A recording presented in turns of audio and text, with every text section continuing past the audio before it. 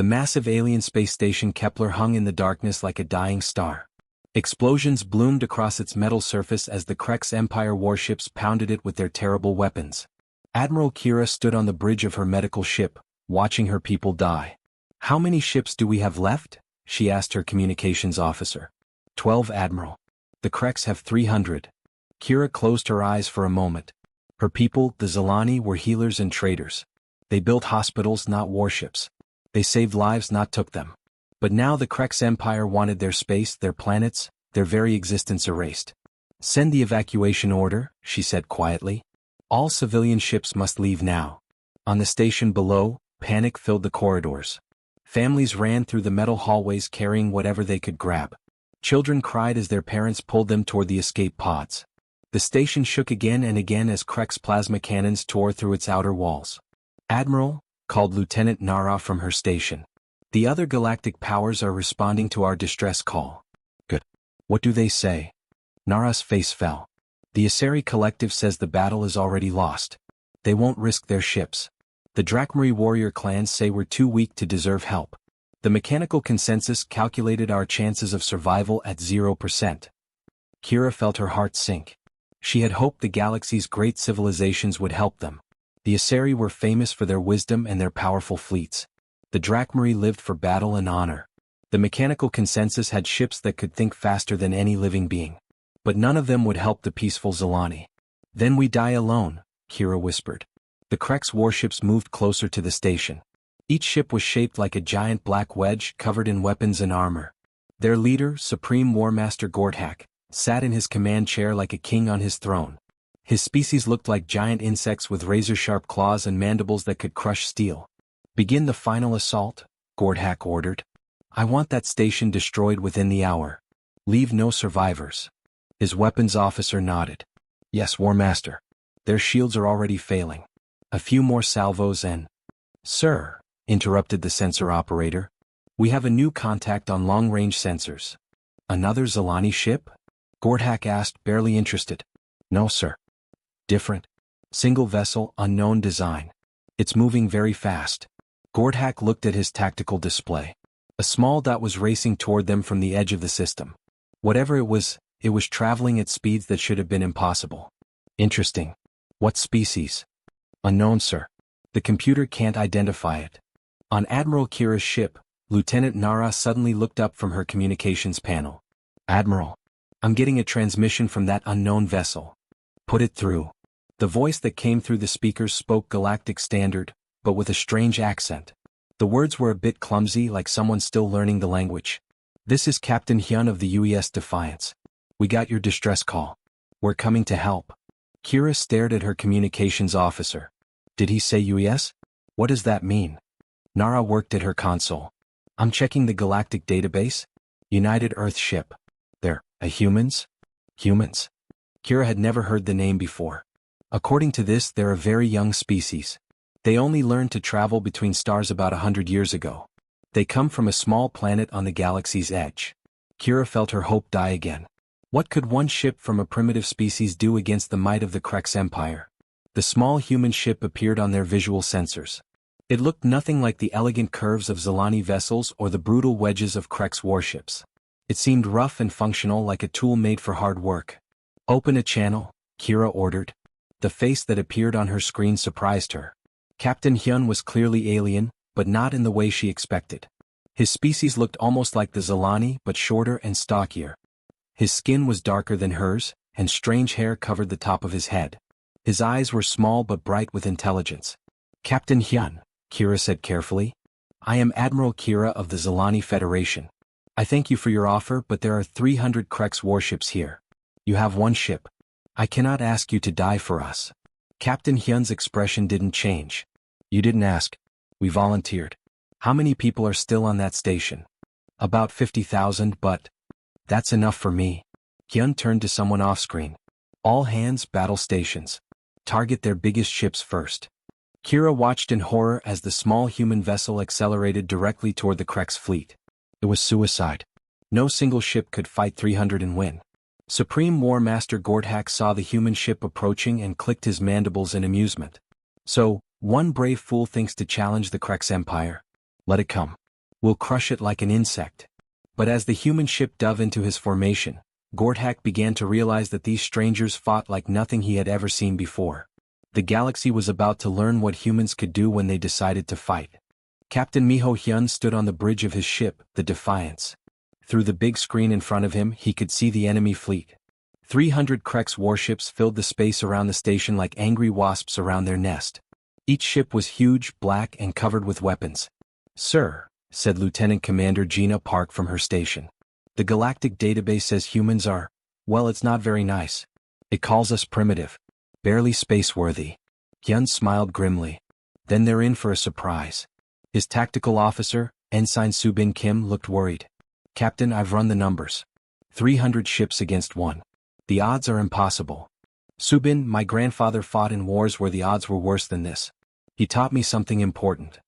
Hyun walked to the center of the bridge. "Sometimes it's not about the odds. It's about doing what's right." On the Zilani medical ship, Admiral Kira watched the human vessel approach the Krex formation. She had seen many battles in her long life, but never anything like this. The small Earth ship was flying directly into the heart of the enemy fleet. "Open a channel to the human captain," she ordered. Captain Hyun's face appeared on her screen again. Behind him she could see his crew working at their stations. They looked calm, focused. Not like people about to die. "Captain Hyun," Kira said urgently, "please reconsider. My people are grateful for your courage, but one ship cannot defeat an entire fleet. Save yourselves. Live to fight another day." Hyun shook his head. "Admiral, with respect, we didn't come here to run away. We came here because someone was hurting innocent people. That's not something humans ignore. But your people, your families back home. What about them? They would understand. They raised us to stand up to bullies." Hyun looked at something off-screen, then back at her. "Admiral, how old are the youngest people on that station?" Kira felt her heart break a little. "Some are just children. Babies even." Hyun's expression hardened. "Then we fight." The channel closed, and Admiral Kira watched as the human ship accelerated even faster toward the Krex fleet. Supreme War Master Gordhak sat in his command chair, watching the tactical display. The single human ship was now close enough that his weapons could lock onto it. "War Master," said his weapons officer. "Should we destroy the human ship now?" Gordhak clicked his mandibles thoughtfully. "No. Let it come closer. I want the Zilani to watch their would-be saviors die. Perhaps it will teach them despair before we finish them." His intelligence officer looked up from her console. "War Master, I've been studying this human species. They only achieved faster-than-light travel 93 years ago. Their technology is primitive. Their ships are crude. They have no galactic alliances, no territory worth mentioning." "Then why are they here?" Gordhak asked. The intelligence officer studied her data again. I don't understand it either, War Master. According to their history, they spend most of their time fighting each other. But sometimes they stop fighting themselves to help strangers. It makes no tactical sense." Gordhak laughed, a harsh sound like grinding metal. "Foolish creatures. They will learn the price of interfering with the Krex Empire." On the Defiance, Captain Hyun called his senior officers together in the small briefing room behind the bridge. "Listen carefully," he said. "What we're about to do has never been tried before. We're going to fight a fleet action using human tactics against an alien enemy." Lieutenant Commander Park studied the tactical display. "Sir, they fight like most galactic powers. Long-range energy weapon exchanges. Shields against shields. Very formal, very predictable." "Good," Hyun said. "That means they won't expect what we're going to do." Ensign Kim raised his hand. "Captain, our weapons are different from theirs. Kinetic rounds instead of energy beams. Nuclear warheads instead of plasma torpedoes. Will that be enough?" "Subin, sometimes the old ways are the best ways. Our ancestors fought with spears and arrows, then guns and missiles, then ships and fighters. We learned to adapt, to survive, to win against bigger enemies." Hyun stood up. "The Krex think they know how space battles work. They're about to learn that humans fight differently." Dr. Ari Lee, the ship's medical officer, spoke up. "Captain, after the battle, if we survive, what about the wounded? Both our people and theirs." Hyun looked at her with approval. "Doctor, will help whoever needs help. That's also what humans do." As the crew returned to their stations, the Defiance continued its approach toward the Krex fleet. All across the galaxy, other species watched through long-range sensors and communication networks. The proud Asari collective observed from their safe distance. The warrior Drakmari clans studied the human ship with new interest. The mechanical consensus updated its probability calculations every few seconds. None of them had ever seen anything like what was about to happen. Captain Hyun took his seat in the commander's chair. Around him, his crew prepared for battle. They were far from home, outnumbered by an enemy that had conquered half the galaxy, fighting for people they had never met before today. "All stations report ready, Captain," Lieutenant Commander Park announced. Hyun nodded. "Then let's show them what humans can do. Take us in." The small Earth ship dove into the Krex formation like a shark diving into a school of fish. The galaxy held its breath and waited to see what would happen when humanity went to war. The Defiance shot into the center of the Krex fleet like an arrow fired from a bow. Captain Hyun gripped his command chair as his ship spun and twisted through space in ways that made the alien observers gasp. "Railgun batteries, target the lead dreadnought," Hyun ordered calmly. The ship's kinetic weapons roared to life. Instead of the bright energy beams that most galactic species used, solid metal rods shot out of the Defiance at incredible speed. The Krex had never seen anything like it. "What are those weapons?" Supreme War Master Gorthak demanded from his flagship. "Unknown, War Master. They appear to be throwing metal at us." Gorthak's laughter died in his throat as the first railgun rounds hit his lead ship. The Krex shields, designed to deflect energy weapons, did nothing against the solid tungsten projectiles. The metal rods punched through the energy barriers like they weren't even there. The massive Krex dreadnought shuddered as holes appeared in its hull. Atmosphere vented into space. Warning alarms screamed across the bridge. "Impossible," Gorthak roared. "Our shield should stop anything." On the Defiance, Ensign Kim called out targeting information. "Direct hits on target 1. Their shields aren't stopping our rounds, Captain." "Good. Fire torpedo spread, pattern Delta," Hyun replied. The nuclear warheads launched from the human ship like deadly flowers blooming in space. Admiral Kira watched from her medical vessel in horror. "Nuclear weapons?" she gasped over the communication channel. "But those were banned by the Galactic Accord centuries ago. They're too dangerous." Captain Hyun's voice came back steady and calm. "Admiral, where we come from, sometimes you need dangerous weapons to stop dangerous people." The nuclear torpedoes detonated among the Krex formation. Fusion fire bloomed between their ships, brighter than stars. The shock waves sent smaller vessels spinning out of control. 2 Krex cruisers collided as their pilots tried desperately to avoid the blasts.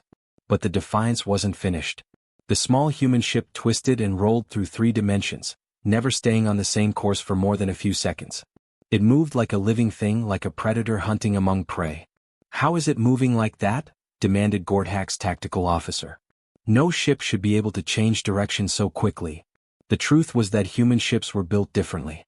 Where alien vessels focused on comfort and efficiency, human ships were designed by people who had spent thousands of years trying to kill each other in creative ways. Every system was built for war. Captain Hyun studied his tactical display as his ship danced between the enemy vessels. "Gina, bring us around behind their command ship. Subin, I want concentrated fire on their engine section." The Defiance spun like a fighter plane and dove beneath the Krex flagship.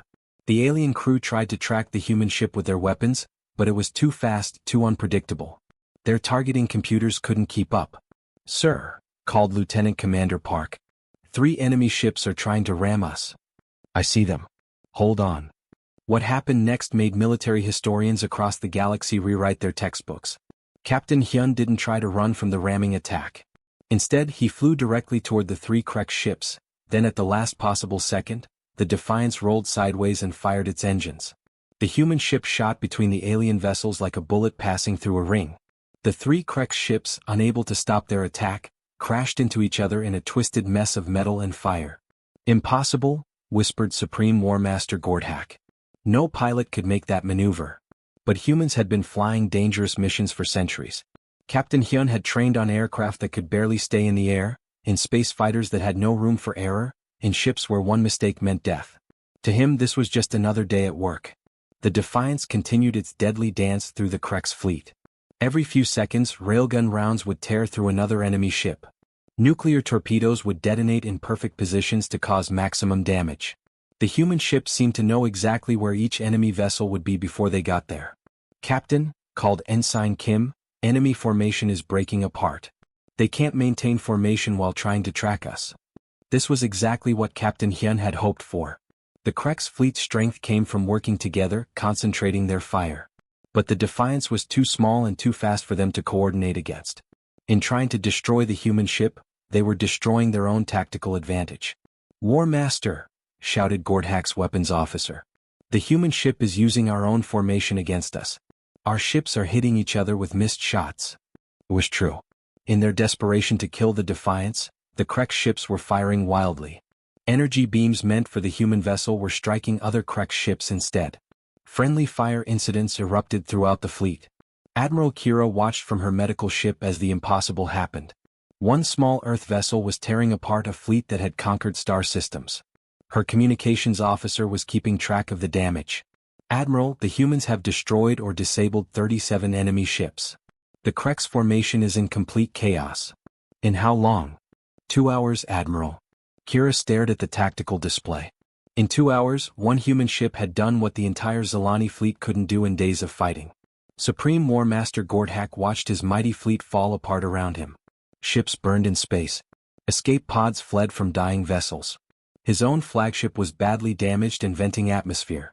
For the first time in 500 years of conquest, a Krek's fleet was losing. "All ships," he said quietly, his pride shattered like glass. "All ships withdraw to the outer system. Retreat." The word echoed across the galaxy like thunder. The Krek's empire, undefeated for centuries, was running away. The Defiance slowly docked with Kepler Station's emergency bay. All around the station, broken pieces of Krek's warships drifted in space like metal snow. The great enemy fleet that had seemed so powerful just hours before was now running away toward the edge of the star system. Captain Hyun walked through the station's corridors, followed by several of his crew members. Everywhere he looked, he saw grateful faces. Zilani civilians pressed forward to touch his hands or simply say thank you. Children who had been crying in fear now smiled and waved at the strange humans. Admiral Kira waited for him in the station's main meeting room. She was tall and graceful, with blue skin that seemed to glow softly in the light. Her large eyes studied Captain Hyun as if he were a puzzle she couldn't solve. "How?" she asked simply. Captain Hyun sat down across from her. He looked tired, like a man who had been fighting for a very long time. His hair was starting to turn gray at the edges and lines showed around his eyes. "We've been fighting each other for 10,000 years, he said quietly. "Wars, battles, conflicts of every kind. Recently we decided it might be better to point all that experience at someone else instead. But your weapons, your tactics. Nothing in our databases suggested humans could fight like this." Hyun smiled a little. "That's because no one ever asked us. We're explorers, Admiral. We like to see new places, meet new people. But we really don't like bullies." In the station's medical center, Dr. Ari Lee worked alongside Zilani healers to treat the wounded. Her medical equipment looked rough and simple compared to the elegant Zilani bioscanners, but her hands moved with the skill of someone who had seen too many battlefields. "Your healing methods are unusual," observed Dr. Thila, the station's chief medical officer. She watched as Dr. Lee used what looked like primitive tools to save a Zilani engineer's life. "We learned to patch people up in bad places with whatever we could find," Dr. Lee explained as she worked. "Sometimes the simple ways work best." Admiral Kira continued her conversation with Captain Hyun. She needed to understand these humans, these impossible warriors who fought like demons but helped heal the wounded like angels. "Your people," she said. "What do you want from us? Territory? Trade agreements? Tribute?" Hyun looked genuinely confused. "What? We don't want anything. You sent out a distress call. People were in trouble. We came to help. That's what neighbors do." "Neighbors?" Kira had never heard the word used this way. "It means people who live near each other and look out for each other. The galaxy is our neighborhood now, I guess." News of the battle was spreading across the galaxy at the speed of light. On the Aseri homeworld, government ministers gathered in emergency session. The beings that looked like tall, beautiful blue women spoke in worried whispers. 30 Krek ships destroyed in 2 hours, said the defense minister. By one primitive vessel. How is this possible? We need intelligence on Earth's fleet strength immediately, ordered the Prime Minister. If humans can do this with one ship, what could they do with 100? In the Drakmari warrior halls, the great clan leaders debated with loud voices and waving weapons. These proud fighters who looked like giant cats with swords had always believed they were the galaxy's greatest warriors. These humans fight with honor, declared War Chief Brack. They came to help strangers with no thought of reward. But they fight with forbidden weapons, argued War Chief Senna. Nuclear fire, kinetic rounds. These are the tools of barbarians. Barbarians who won, Brack replied grimly. The mechanical consensus, a collection of artificial intelligences that lived in robot bodies, updated their calculations constantly. Their metal faces showed no emotion, but their computer minds raced with new data. Probability of human military success, updated from 0.1% to 67.4%, announced Unit Prime. This requires immediate strategic recalculation. Back on Kepler Station, Admiral Kira asked the question that was on everyone's mind. Captain Hyun, are there more ships like yours? Before he could answer, Lieutenant Commander Park appeared beside him. Her uniform was still dirty from the battle, but her eyes were bright with excitement. Captain, long-range sensors are picking up multiple contacts. Human ships, sir. Looks like the rest of the fleet finally caught up to us. Admiral Kira felt her heart skip a beat. She walked to the observation window and looked out into space. In the distance, she could see lights moving against the stars. Not just one or two lights, but dozens, maybe hundreds. How many ships does Earth have? She asked quietly. Captain Hyun joined her at the window. Enough, he said simply. As they watched, the human fleet took positions around Kepler Station. Each ship was different from the others. Some were sleek and fast like the Defiance. Others were big and blocky, obviously built to carry heavy weapons. A few looked like they were designed to carry troops or supplies. Your fleet, Admiral Kira observed, they're all different designs. We build ships for different jobs. Fighters, bombers, carriers, supply ships, medical vessels. Each one has its purpose. And they all came here just to help us? Captain Hyun nodded. When humans hear that someone needs help, we don't ask questions first. We just come running. Admiral Kira realized that the galaxy had changed forever in the space of a single afternoon. These humans, these strange warriors from the edge of space, had shattered every assumption about military power and political balance. What happens now? She asked. Now, Captain Hyun said, watching his fleet take protective positions around the station, you're not alone anymore. Admiral Kira stood in the observation deck of Kepler Station, watching human warships patrol the space around her home. Each ship moved with purpose like guard dogs protecting their family. She had never seen anything like it. Most galactic powers only helped others when they could gain something in return. But these humans had traveled across the galaxy just to help strangers. Captain Hyun found her there, holding 2 steaming cups. Human tradition, he explained, offering her one. We share coffee after a battle. It helps us remember we're still alive. Kira took the cup and smelled the strange liquid. It was bitter and strong, nothing like the sweet teas her people enjoyed. But when she tasted it, she found it somehow comforting. Your people confuse me, she admitted. You fight like the galaxy's most terrible warriors, but then you heal our wounded and bring us drinks. I don't understand. Hyun stared out at his fleet. That's what makes us human, I suppose. We're walking contradictions. We can love deeply and hate fiercely, sometimes at the same time. He took a sip of his coffee. My daughter is about your lieutenant's age. When I saw those Krek ships threatening civilians, well, some things you just can't walk away from. Far across the galaxy, the news of humanity's victory spread like wildfire. On the Krek's homeworld, emergency councils met in dark chambers. Supreme War Master Gordhak knelt before the High Council, his proud head bowed in shame. Explain this defeat, commanded High Counselor Vrak, his voice like grinding stone. The humans fight like nothing we have ever encountered, Gordhak said quietly. They use primitive weapons in ways that make them deadly. They move their ships like living creatures. They think like predators. One species defeats our great fleet and you call them primitive? Gordhak lifted his scarred head. Primitive in technology, perhaps. But not in warfare. These humans have been fighting each other since before they could reach the stars. They know war in ways we do not. The High Council ordered immediate fortification of all border worlds. The Krek's empire, which had been expanding for 500 years, was suddenly afraid. In the Asari capital, elegant blue-skinned leaders debated in their crystal towers. Minister Tevala paced before the Great Council chamber. We must establish diplomatic contact with Earth immediately, she declared. If we can ally with them, we gain powerful protectors. If we cannot, they could become our greatest threat. The Drakmari warrior clans gathered in their great halls, drinking fermented milk and arguing loudly about honor. Warchief Brack slammed his massive fist on the metal table. These humans understand what we have forgotten. They fight not for conquest but for protection. They are true warriors. But they use forbidden weapons, protested War Chief Senna. Nuclear fire burns without discrimination. And yet they used it only against military targets, Brack replied. They could have destroyed the station to deny it to the Kreks, but they chose to save it instead. That is honor. The mechanical consensus processed billions of calculations every second, trying to understand these new variables. In their cold, logical way they were more confused than anyone. Human behavior does not follow predictable patterns, reported Unit Prime to the collective. They make decisions based on emotion rather than logic, yet achieve logical outcomes through emotional means. Analysis, paradox detected. Humans appear to operate outside standard behavioral models. Conclusion, humans are either insane or genius. Insufficient data to determine which.